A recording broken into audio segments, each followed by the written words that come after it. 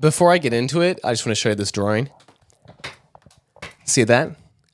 I spent 60 hours drawing that. Just me and Cody in my room alone. Just me staring at his face and his shoes, drawing him.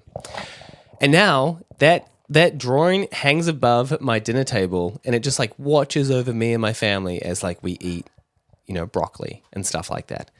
Which was all fine, but now I'm questioning whether or not I should have it on top of my dinner table because of a trending allegation that he may have sexually assaulted a 17-year-old, which is not good. It's actually so not good, it's illegal. And it's especially not good for me because if I have Cody Ko up on my dinner table, if I have Cody Ko watching over me while I'm having dinner with my mum and dad, and then mum's like, oh, hey, like, who's that handsome man up there? And I'm like, well, it's not me. But and there's a guy called Cody Ko, and she's like, oh, what's he like? And I'm like, he's a rapist. That's not going to, But if you're new to this allegation, or maybe you're just a bit confused about it because a lot of big content creators are talking about it, even publications like the Rolling Stone, Time Magazine, and it's just all a bit too much and you just need like a down-to-earth Australian/Kiwi perspective, that's me, then stay tuned because I'm going to explain it as sweetly and as shortly as I can. Let's start with the two parties involved. We got Cody Ko in the left corner, and he is a beloved YouTuber with a little over 10 million followers on YouTube.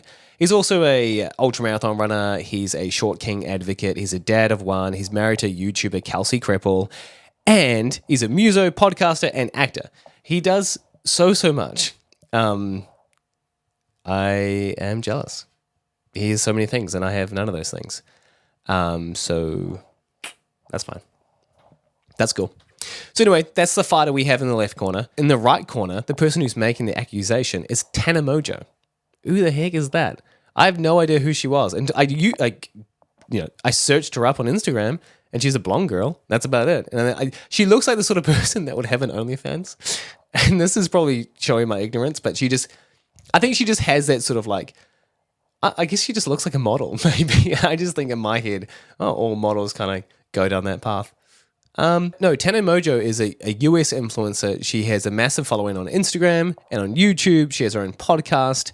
And on the podcast is where the allegation first popped up in May 30th this year. So only 2 months ago. Who's the smallest you've ever had sex with? Oh my God, no one look at me, Cody Ko. I can say that. I was literally 17. I can say that. And then in a later episode, she said this. I hooked up with Cody Ko when I was 17 and he was 25. It was a situation with Gabby Hanna at a Playlist Live where she pulled him aside and told him like, yo, she's 17. And then we still went and hooked up. It isn't just some crazy tea.